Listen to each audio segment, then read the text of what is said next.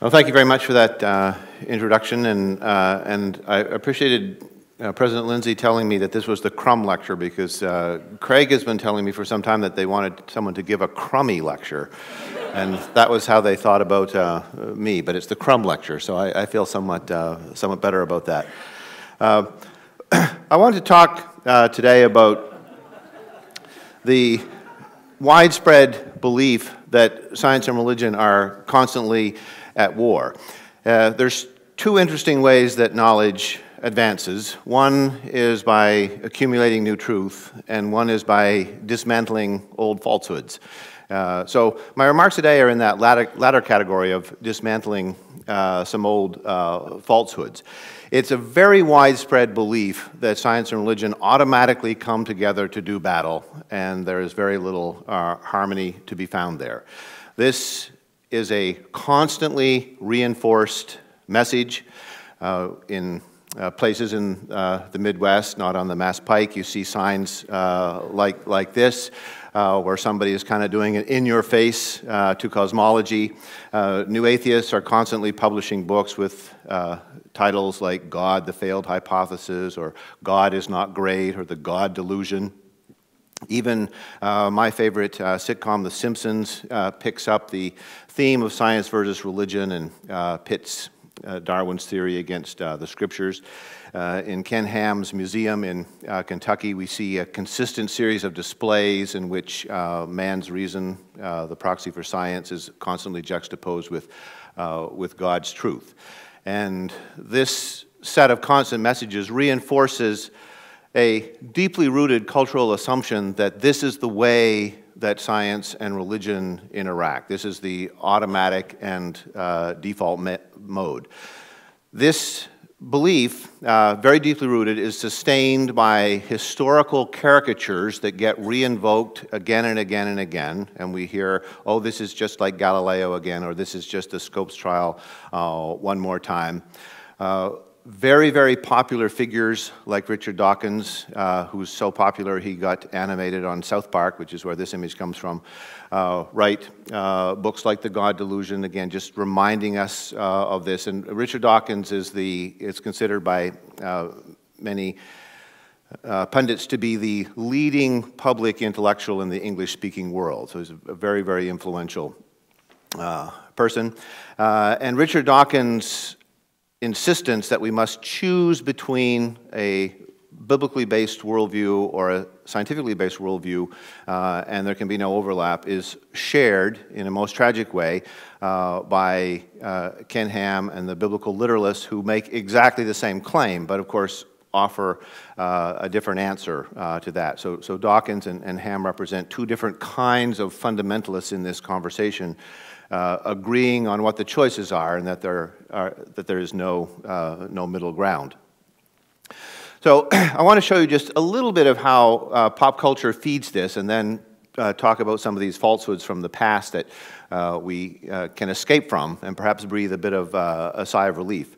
So in an episode of The Simpsons that parodies, as most of us know, kind of everything. It's a kind of an equal opportunity insulter. So if your sort of pet project gets parodied there, you don't need to feel bad, because everybody's gets parodied there.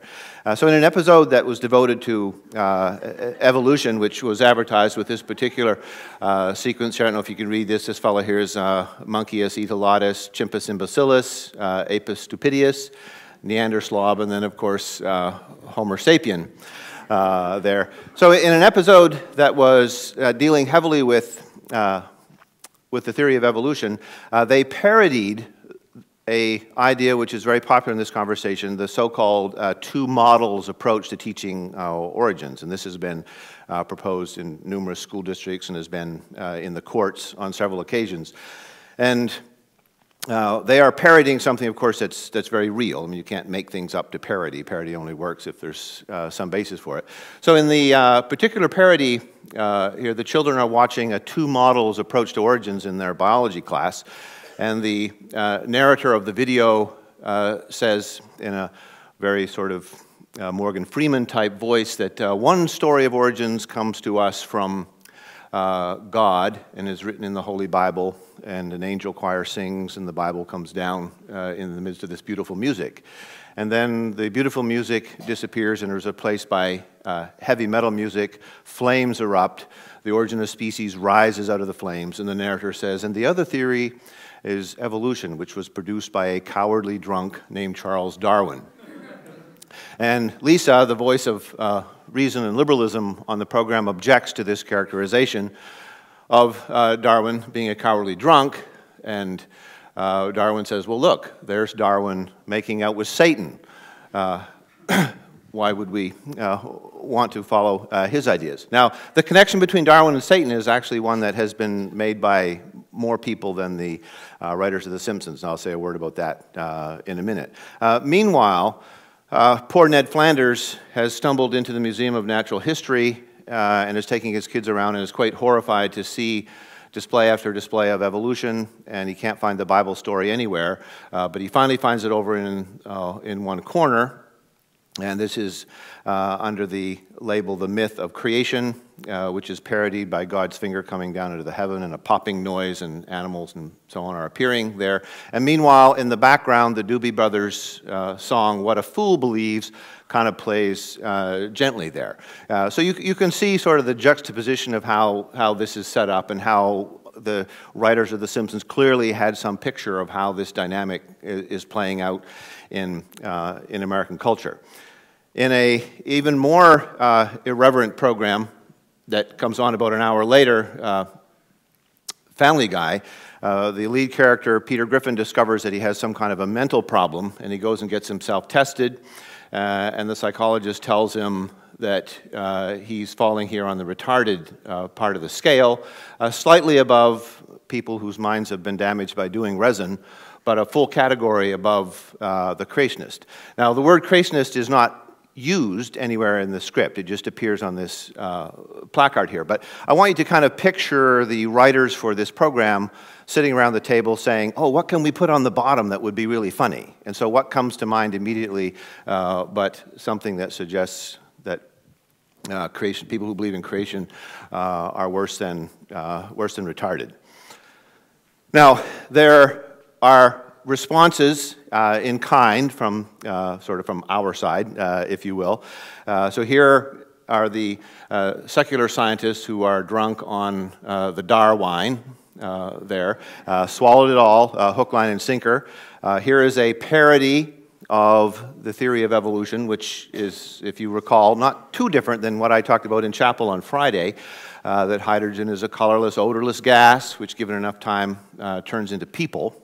And then, of course, poor Charles Darwin is constantly being lampooned from the day his book was published into the present, always being connected in a very intimate way to the ancestors he said that we were related to.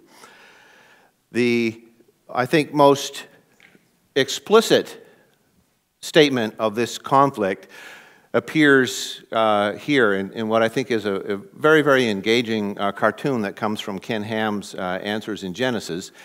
This is a figure that's evolved quite a bit over the last 20 years, very, very popular, and you can buy posters of it. It originally was in black and white, now it's in color, and these kind of have changed a little bit up here.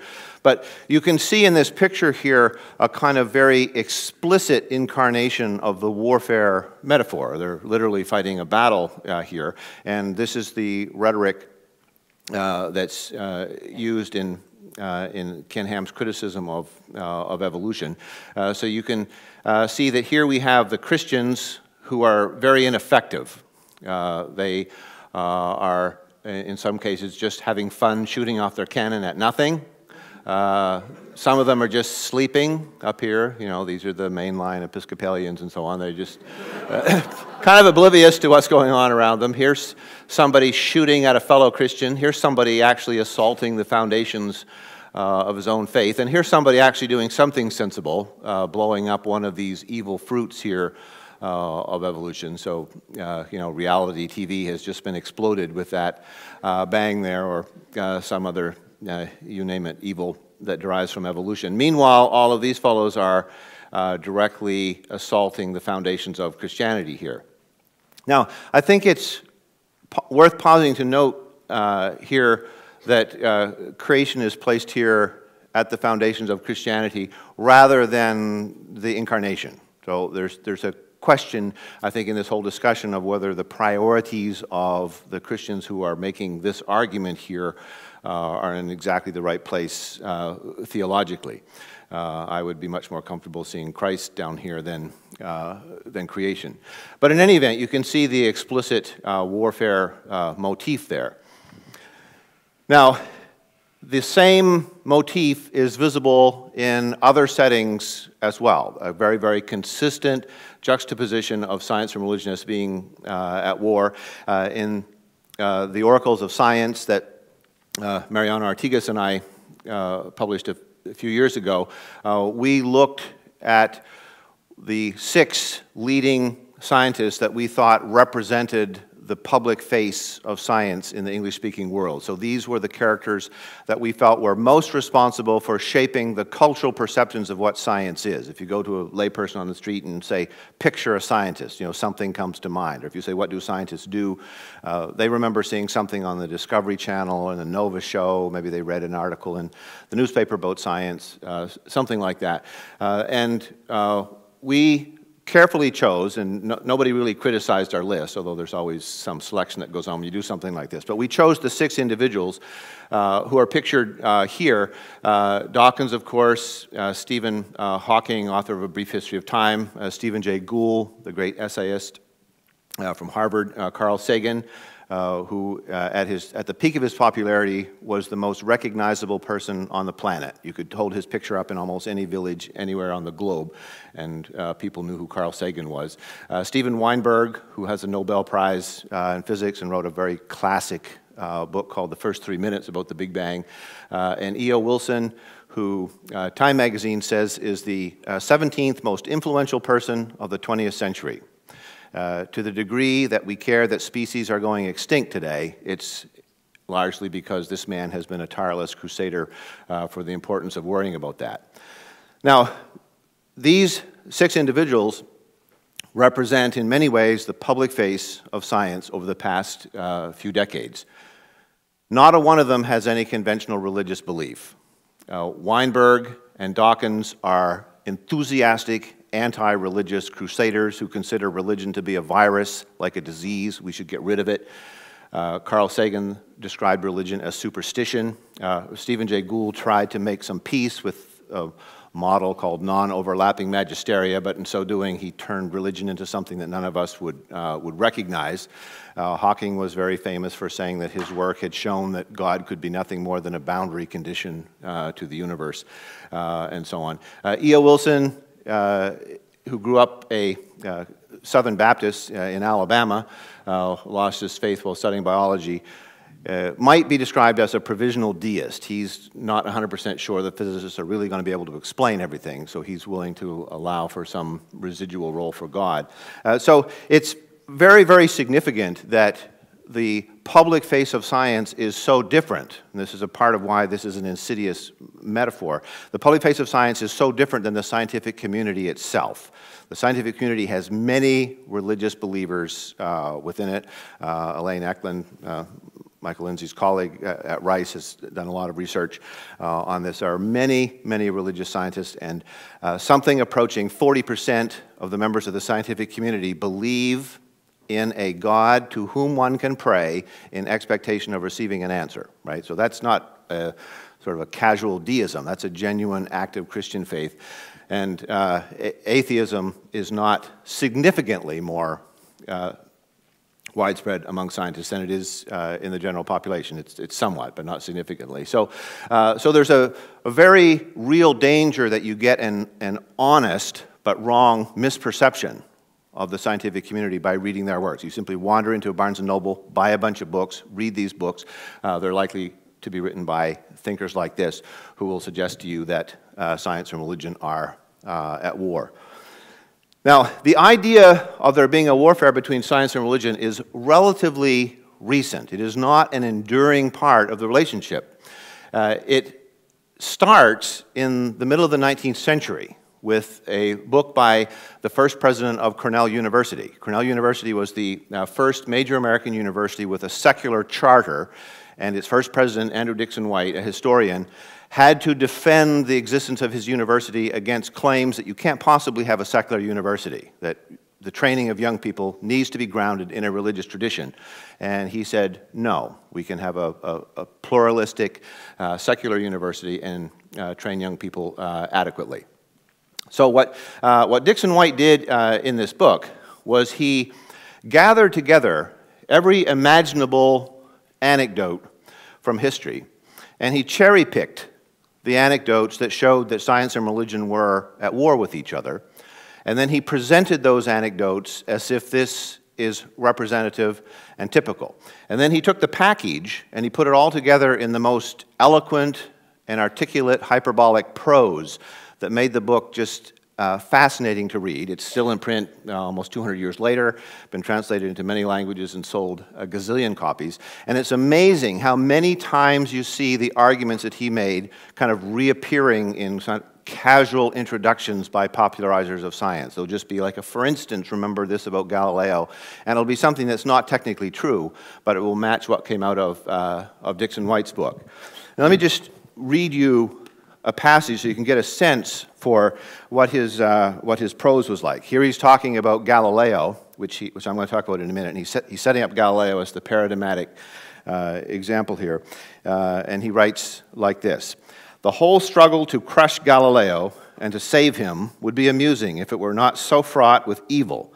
There were intrigues and counter-intrigues, plots and counterplots, lying and spying, and in the thickest of this seething, squabbling, screaming mass of priests, bishops, archbishops, and cardinals appear two popes, Paul V and Urban VIII. It is most suggestive to see in this crisis of the Church, at the tomb of the Prince of the Apostles, on the eve of the greatest errors in church policy the world has known, in all the intrigues and deliberations of these consecrated leaders of the Church, no more evidence of the guidance or presence of the Holy Spirit than a caucus of New York politicians at Tammany Hall." So it's eloquent, articulate, and hyperbolic. I mean, who could imagine a squabbling, seething, screaming mass of priests, bishops, and archbishops? I can't quite picture that.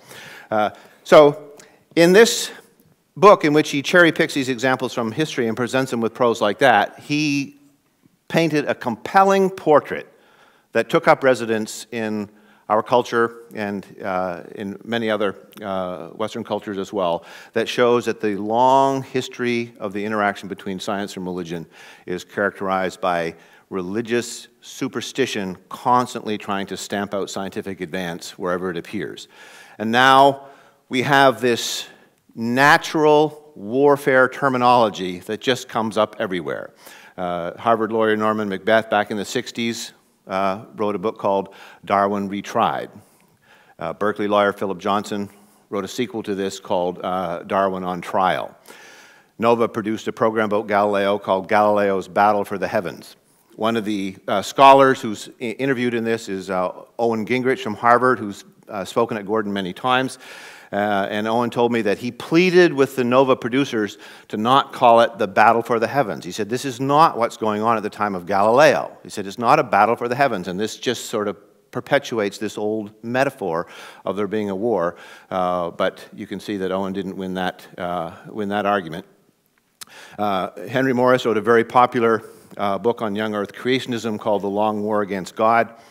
Back in the 1980s, it was chosen by many conservative book clubs as their book of the month, and in this book, he makes the argument that the theory of evolution originated with Satan. He traces a history, that's what the Long War is, traces a history back to the Tower of Babel, and says that the theory of evolution originated when Satan convinced Nimrod that a naturalistic explanation for origins was superior to the story in Genesis, and that was then spread through the dispersal after the Tower of Babel. So there's an explicit connection made in there between Satan and evolution. So we have to try and escape from this confrontational rhetoric. And the reason why we know that we need to escape from it is that science and religion in the past couple of decades has become a legitimate field. There's journals that you can publish in now. There's an endowed chair at Oxford. There's one at Princeton Theological Seminary. There's a new major that was just announced at Samford University in Science and Religion. There's a master's degree at Biola. I mean, you can study science and religion now as a profession, and there are many, many very significant scholars who've looked at these historical episodes, and all of these books all begin with an aggressive critique of Andrew Dixon White and his warfare metaphor, and that book is now considered to be an example of the shoddiest of scholarship. So the sorts of things that are being turned up in this quest to recover the actual history are, and these are the four things that I want to just touch on today as examples of this, but there are many more. The first one, I think the most interesting one, is the widespread belief that Christians used to believe that the earth was flat, and that there were many arguments in the first millennium up to the time of Columbus saying that the Bible says the earth is flat, don't go on a long trip on a boat or you'll sail off the edge. The story of what was happening between Galileo and the Inquisition has been greatly exaggerated. Darwin's religious journey has a number of very, very engaging but completely bogus urban legends that are associated with that. And then the Scopes trial, the most recent example here, is something which has been so caricatured in the public mind that the impression that many people have, I think, is completely and utterly false, at least in terms of the way we should think about religion and its role here. So I just want to say a little bit about each one of these, and I'll put some pictures of book covers here. If you're interested, you can dig into them a little bit further. So here's the story of Columbus as he gets ready to go on his great journey. Now, Columbus is supposed to have had this long argument with his patrons about making this journey, and they're supposed to have argued with him and said things more or less like this, and this appears from a primary school text about 20 years after the publication of The Origin of Species. You think the earth is round. Are you not aware that the holy fathers of the church have condemned this belief? This theory of yours looks heretical.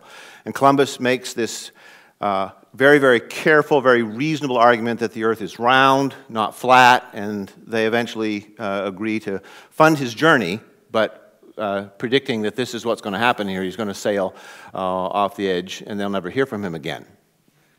Now, the actual argument that Columbus had is quite different than this. Nobody thought that the earth was flat then, and in order to convince the patrons to fund him, Columbus had to argue that the earth was much smaller than it actually was. So Columbus's argument is not that the earth is round instead of flat. His argument is that it's only 1/3 as big as it actually is. Now, if it's only 1/3 as big as it actually is, then you could possibly sail all the way around to where he wanted to sail.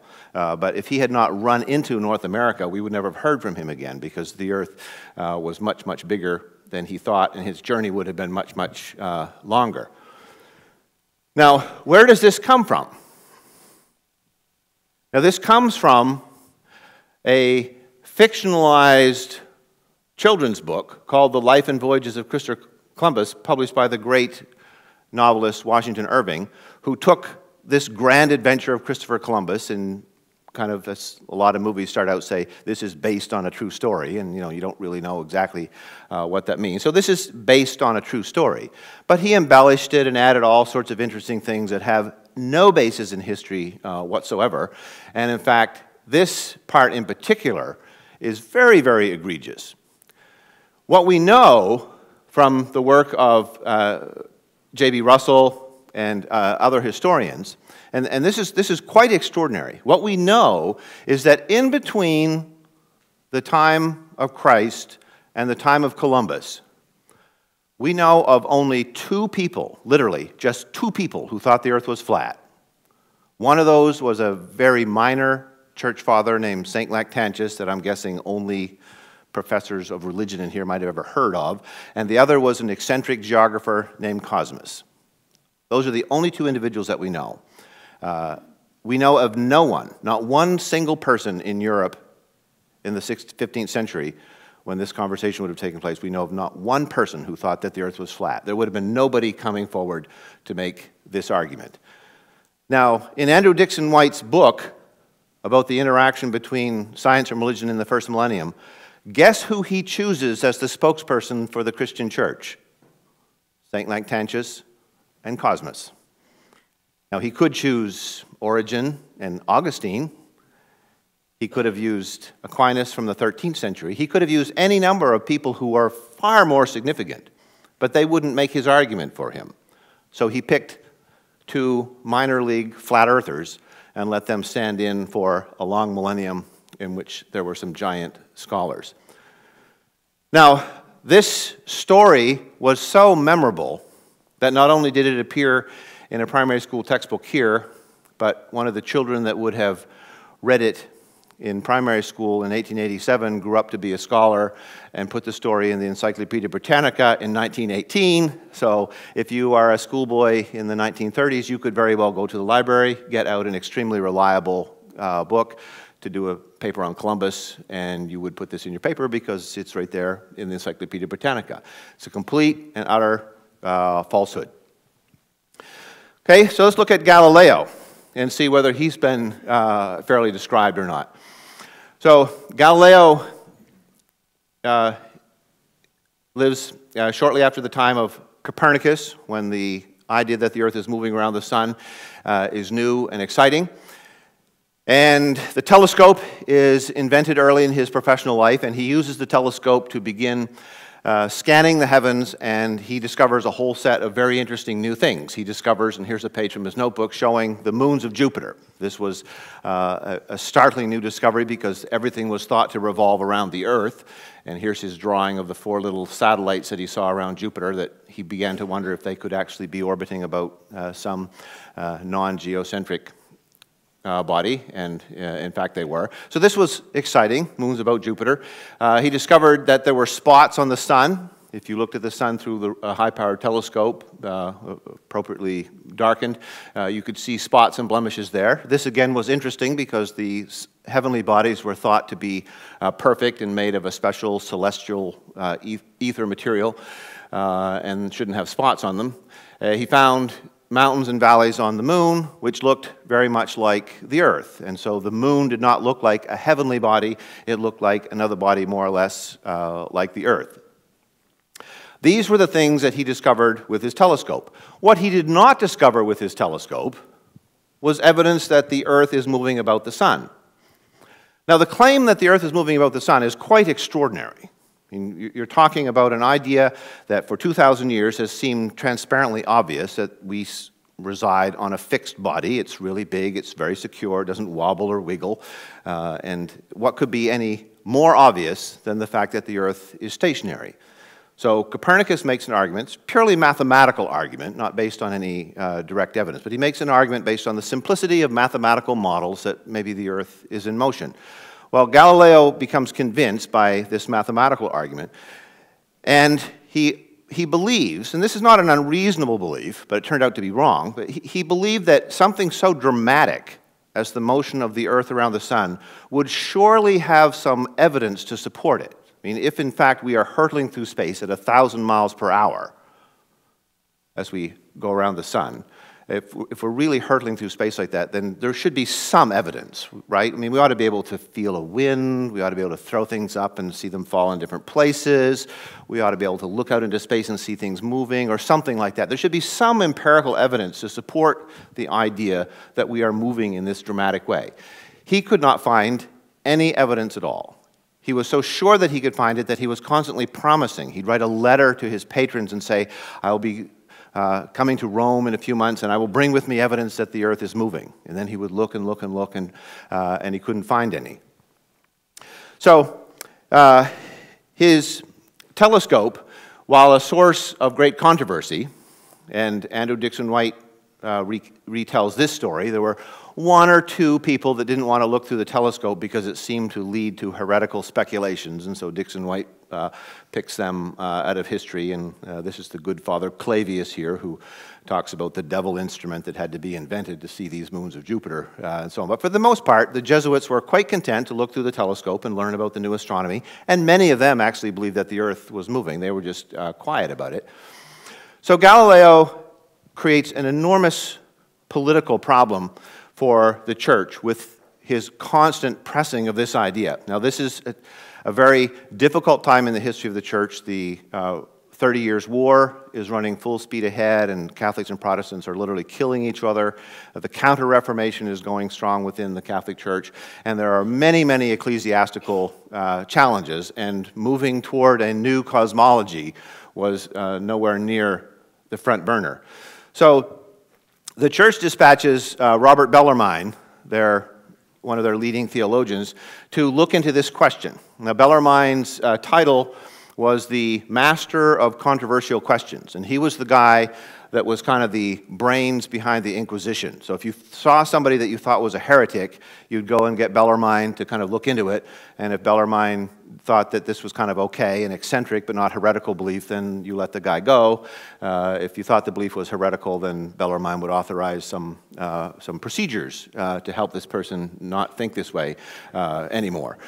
So Bellarmine goes to visit Galileo, and they have this discussion, and basically Bellarmine says, look, we don't know if the Earth is moving around the sun or not, but until you present us with some evidence, why should we feel compelled to make such a dramatic shift in our viewpoint? Now, this was not a time in history when science and religion resided in separate buildings like they do here. Worldviews were kind of more of all of a piece then. So cosmology was wrapped up in Catholic theology. And Bellarmine is on record saying to Galileo that if you can produce evidence, then we will certainly reconsider our position. We will go back to those authorities that seem to suggest otherwise. We will find new interpretations of those Bible verses like this that seem to suggest that the earth is fixed. But until you provide us with some actual evidence, more than this argument about mathematical simplicity that you're giving us, we're not compelled to go with you toward this brand new revolutionary idea. So he instructed Galileo to kind of retreat, lay off, stop this constant fussing over this. And he made Galileo sign a document that he would work on other problems but not become a public spokesperson for this controversial new idea. So Galileo fumes and frets, but he was a good Catholic, and he obeyed the injunction that he got. So Galileo's friend, Matteo Barberini, becomes the Pope in 1623, and Galileo begins to feel like the climate might be changing. Barberini was a very intellectual pope. He and Galileo had been friends for a long time. Barberini was not on Galileo's side on the cosmology question, but he was a close friend. So it's sort of like your college roommate becomes president of the college that you're at, and so now you kind of feel like you're safe, no matter how heretical your teachings are or whatever.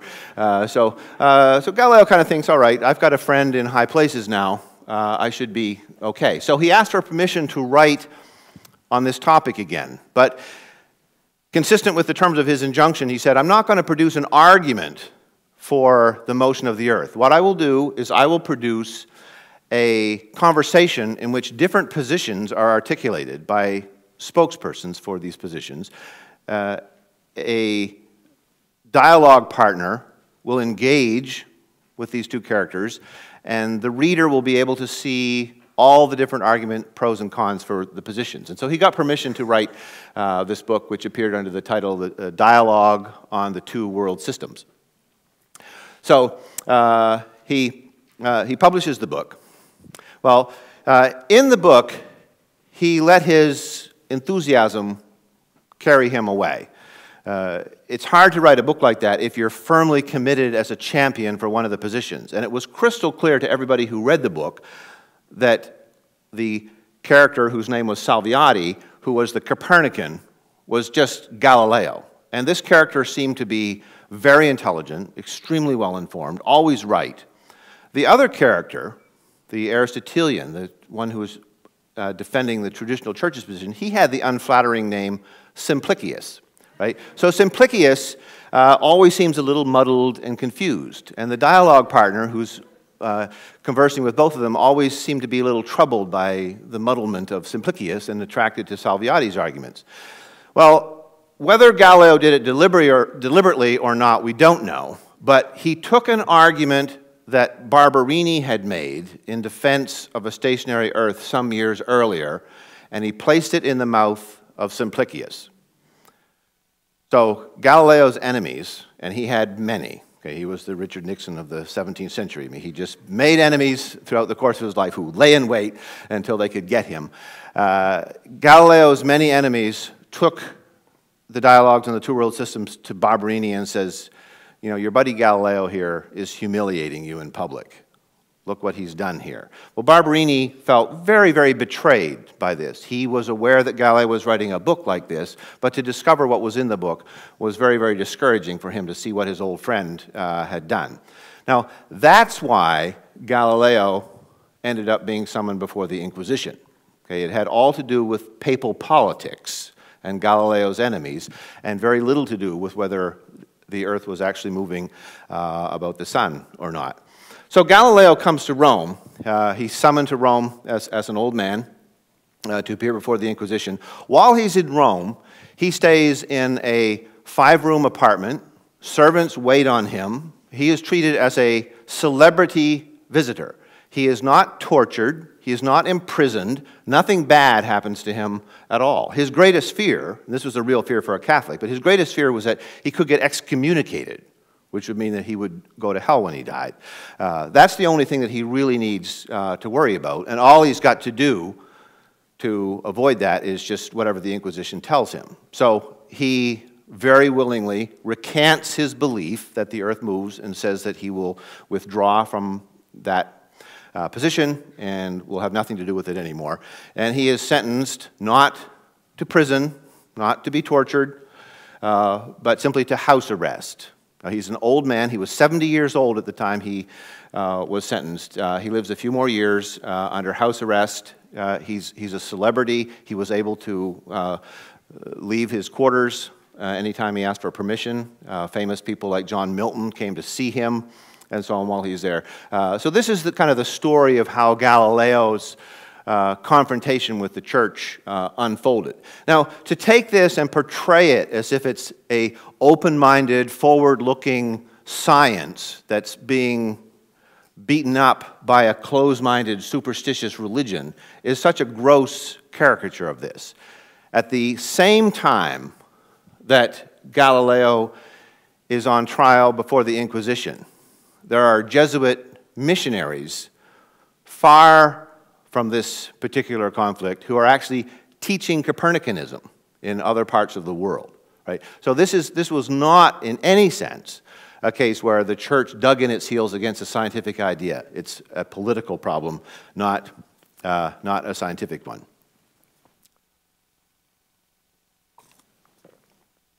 Okay, Darwin's religious journey. Now, there's a lot of interesting urban legends surrounding Darwin, and never has the founder of a theory been so closely attached to it for all of its life. One would think that biologists have done nothing since 1859 when this book was published. So here's an example of how even an extremely well-educated leader can sort of fall into this trap of thinking that the urban legends that you've heard are true. This is a very prominent Southern Baptist, very sophisticated, well-educated seminary president, Al Mohler here. And he made the claim that Darwin left on his expedition to prove the theory of evolution. Now, he's making the point here. He's saying, like, make no mistake about it, Mohler says. Darwin did not feel compelled to come up with this theory based on the evidence, that he developed the theory as an anti-religious worldview, and then he sought evidence to support it. Now, the famous expedition that he's talking about here is the one on the Beagle. Now, what Darwin says himself about when he got on the Beagle was that at the time that he got on the Beagle, now he's a very young man then, and just 2 years earlier he had been studying theology in anticipation of possibly becoming an Anglican priest. Darwin says, I did not at that point doubt the literal truth of anything in the Bible. He took a Bible with him on the Beagle. He read it regularly. He quoted it to the sailors when they would be getting off at various ports, and the sailors would be heading off to do what sailors do in ports, Darwin would be encouraging them to exercise some restraint of their various passions and quoting the Bible to them as a reason why they should do that. And they were laughing at him for doing this. Darwin is not an evolutionist in search of support for a theory at this point. That comes much, much later. It's actually quite a few years after he gets off of the Beagle before he begins to make sense of all of this.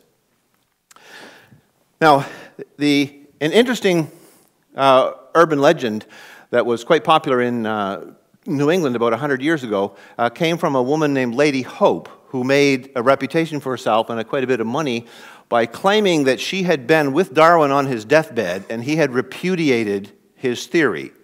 How I wish I had not expressed my theory as I have done, she quotes him as saying.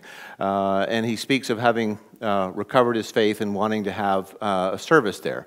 Well, this was a rather dramatic story, and so as soon as this appeared, people began to chase down Darwin's family members to find out if this might be true or not. Well, it turns out that this is a complete fabrication. There's no evidence that Lady Hope ever even met Darwin at any point in her life, much less was a confidant at the time of his death. James Moore, in the book The Darwin Legend, and this is a marvelously written book, so if you like good history of science, The Darwin Legend is really, really fascinating. And Moore writes with a sensitivity for evangelical concerns. That story is told, or I should say untold, kind of here. The truth of Darwin's spiritual journey is not that he was an anti-religious crusader, not that he became an atheist and recovered his faith. The most seminal event in Darwin's spiritual journey was the death of his beloved daughter Annie at the age of 10. He had several children, he was very much a family man, and his daughter got ill at age 10 and died of a routine childhood illness. And Darwin was not able to recover his faith after this event. He could no longer believe in a God that cared about individual human beings. This was simply too much for him. Prior to Annie's death, Darwin had walked with his family every Sunday morning to this church and had worshiped with them.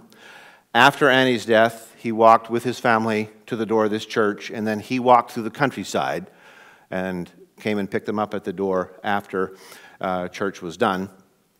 At no point did he become an anti-religious crusader. He continued to support the church financially. He refused to get involved with Huxley and Marx and some of the other anti-clerical thinkers that were calling on him to lend his fame to their cause. He was asked to write a foreword to Das Kapital by Marx, and he didn't want to be associated with that materialistic agenda. Even though he had lapsed into agnosticism, he never felt the need to try and bash religion. And if you're interested in this rather touching story, Randall Keynes has told it very sensitively in the book Darwin, His Daughter, and Human Evolution. Okay, finally, jump a few decades ahead to the Scopes trial, which continues its life in the form of a movie, Inherit the Wind, that gets remade every so often, but the old classic with Spencer Tracy seems to kind of endure the constant remaking. It's often presented as an argument for the incompatibility of science and religion, and you will often see a new court case described as Scopes 2 or Scopes 3 when creationism is being debated again in the public schools. So in the story, the original one with Spencer Tracy, we have John Scopes, a biology teacher. He's standing at the front of a classroom teaching about how human beings arose from some ooze, and the sheriff comes in with the local pastor, and they arrest him and put him in jail. Two very, very famous lawyers descend on the town to do the case. We have Clarence Darrow, the famous agnostic, and William Jennings Bryan, who had run for president 3 times, a gigantic Christian figure in the early part of the 20th century. Spencer Tracy and Frederick March played them, but you can see how similar they actually look there. And we have this big quarrel with open-minded science on one side and closed-minded religion on the other, and Scopes gets found guilty of teaching evolution as a result. Right, so this is the story that we get from the film. Now, the film has been shown in many, many history classes, so there are more than one history teacher who thinks that this is close enough to the truth that we can show it to young people and say, you know, it's based on actual events. Religion loses, science wins. Okay, now, here's what actually happened. It's a very, very different story, and more interesting in some ways. So the real story is that the state of Tennessee had passed a law. John Washington Butler, who was a farmer and a member of the legislature and the president of the Round Lick Association of Primitive Baptists, he passed a law saying that no theory of origins that disagrees with the Bible shall be taught in the Tennessee public schools. So the ACLU, a relatively new organization, looked at this and said, okay, here's something else that we can get involved in. So they ran an ad in a Chattanooga paper, a large city north of Dayton. We are looking for a Tennessee teacher who is willing to accept our services in testing this law in the court. Now, there were a number of similar acts in other states in the South, so this was the one that they were running in Tennessee. So, some characters, local characters, businessmen in Robinson's drugstore, and here they are kind of recreating a historical moment as the drugstore conspirators. They're having a conversation, and one of them says, that ACLU organization wants to make a big trial out of this anti-evolution law. He said, we should try to get that trial here in Dayton. Dayton was a little tiny town of a few hundred that was suffering economically. If we could get that trial here, lots of people would come in and we would fill up our hotels and we'd sell sodas in the soda fountains and we would sell food in our restaurants and so on. This would be really good for the town. It'd be a stimulus package. So they said, well, how can we get the trial here? I said, well, we have to have somebody who would break this law. Well, Dayton was a very, very conservative, almost uniformly evangelical town, and they said, well, there's probably nobody in this town that would have taught evolution. And somebody says, well, what about that Scopes guy? He's kind of a liberal fellow. Maybe he did. And an objection was raised, well, but he's a phys ed teacher. He's the football coach. Why would he be teaching evolution? So they said, well, let's go ask him. So they went to see Scopes. Have you ever taught evolution? Well, Scopes' answer is, I don't think so. And so they say, well, what's the closest you've ever come to this? And he says, well, I helped the biology class review for an exam once when the teacher was sick. And I think the textbook had some evolution in it. Close enough. So he's arrested for this. Now, when they say arrested, he never spent a day in jail. And he's just a guinea pig who wasn't even present at most of the trial. But he agrees to say that he had taught evolution, so they put him on trial. Now, this is a story which is told with great eloquence by Edward Larson, who won a Pulitzer Prize for his book, Summer for the Gods.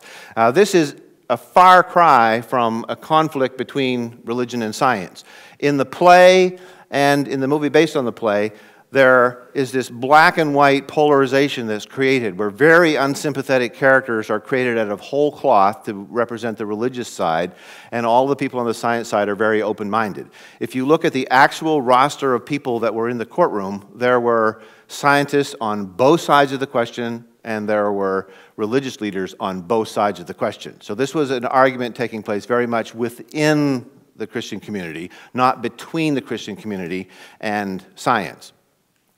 So that's one of the things that's misleading. But what I think is maybe even more significant is if we go back and we say, what was in the textbook that John Scopes was teaching? What is this noble, true science that religion is fighting against? There's some rather dreadful stuff in there. I happen to have a copy of the textbook here that Scopes was using. And at the very end of the chapter on evolution, we read these words in a section called The Races of Man. At the present time, there exist upon the earth 5 races or varieties of man, each very different from the other in instincts, social customs, and to an extent in structure. They are the Ethiopian or Negro type, originating in Africa, the Malay or brown race from the islands of the Pacific, the American Indian, the Mongolian or yellow race, including the natives of China and Japan, and the Eskimo, and finally the highest type of all, the Caucasians, represented by the civilized white inhabitants of Europe and America. Throughout this book, we see evolution being used as a framework to rationalize social agendas and social structures which we now repudiate. This is not the modern theory of evolution that's in the textbooks that are used here at Gordon. This was evolution at a much different and more tragic time in its history, a time when there was a lot of concern about how to improve the human species by getting rid of people who were inferior. And diagrams like this were very common in discussions of evolution, that we have people who have these various defects, and we need to diagnose these defects and somehow prevent them from procreating. One such person who was diagnosed as being an imbecile was Carrie Buck. And there's a very, very extraordinary and tragic tale of Carrie Buck. Carrie Buck was a victim of a great enthusiasm for eugenics. In the early part of the 20th century, many states, particularly across the South, but with support in the North as well, many states passed laws saying that people could be forcibly sterilized, so they couldn't have children, if some committee ruled that they were feeble-minded or defective in some way.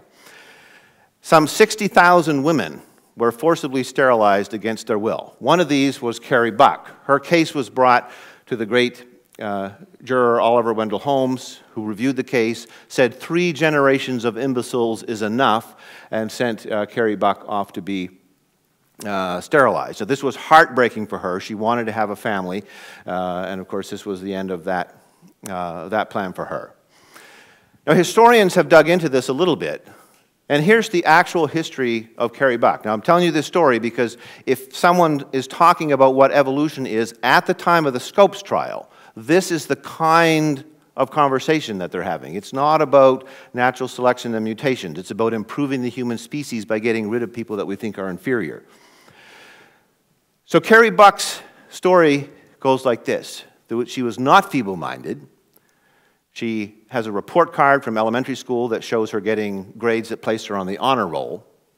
She was a domestic help for a rich family, as many poor women were then. And she was raped by a relative. And to hide the shame of what had happened, the family declared her to be feeble-minded and then trumped up some evidence that there was something wrong with her mentally and had her committed to an asylum. And she ended up, before Oliver Wendell Holmes, sterilized against her will. So this is throughout the textbook that John Scopes has. You see it again and again and again, encouraging young people to think about their mates and to be aware of the dregs of society. Now, thankfully, we have moved away from this. We don't have eugenics clinics anymore, and Hitler's excesses put an end to the belief that we're going to perfect the human race. But in the 1920s, that was a very big part of what it meant to believe in evolution, to think this way. So let me conclude with a couple of summary remarks. Science and religion being at war remains the kind of standard way that we talk about open-mindedness versus closed-mindedness. It just persists and becomes stronger and stronger as people draw from these episodes in the past and distort them and twist them. Here are, I think, 3 interesting examples that during the McCarthy era, when people were getting blacklisted in Hollywood, there were 3 plays that were written. One was an updated version, the Americanized version of A Life of Galileo. One was The Crucible, which has been made into a movie that some of you have seen, and the other was Inherit the Wind. All 3 of these stories were about McCarthyism. I mean, the playwrights were interviewed. Why did you write this? And so they're talking about the dangers of not having free and open discourse. And yet, to make their point, they go back to the past and they pull these episodes of science and religion, and they use them to tell the story. In so doing, they oversimplify and caricature, but the result is that if you're just a casual consumer of culture, both high culture and pop culture, you get the sense that this is simply the way that it is, and you don't have to think about it. I was particularly frustrated by the ubiquity of this, and I'll just finish on this kind of personal note here, that a few years ago, someone from the Templeton Foundation approached me about producing a biography of Sir John Polkinghorne to commemorate his 80th birthday. So I got together with a journalist friend of mine, and we produced this biography that came out last year. Now, when you write a book, you always try to get celebrities to endorse your book for you, and so we were thinking, well, what celebrities could we get to endorse this book? Now, the purpose of this book was to tell the story of John Polkinghorne, who is a kind of walking embodiment of the harmony of science and religion. I mean, he embodies the idea that you can be a world-class physicist and an Anglican priest, and both of those things can coexist in the same person with absolute harmony, that there's not conflict all the time. So we got various endorsers. Owen Gingrich and Philip Yancey was the one that the publisher thought was the most famous. And so he put Yancey's endorsement on the front cover. Now, Yancey is a very good writer, very well read, and he would know and be familiar with every single thing that I've talked about here this morning. But what does he say that he cannot imagine a more trustworthy guy than John Polkinghorne, who holds up both ends of the science-faith debate, right? So there it is on the front cover of a book trying to argue that science and religion don't always have to be in a debate, from Philip Yancey, just carelessly taking what seems like the natural way to talk about this particular relationship. Okay, thank you very much for your patience, and I think we have a few minutes for some questions now, right?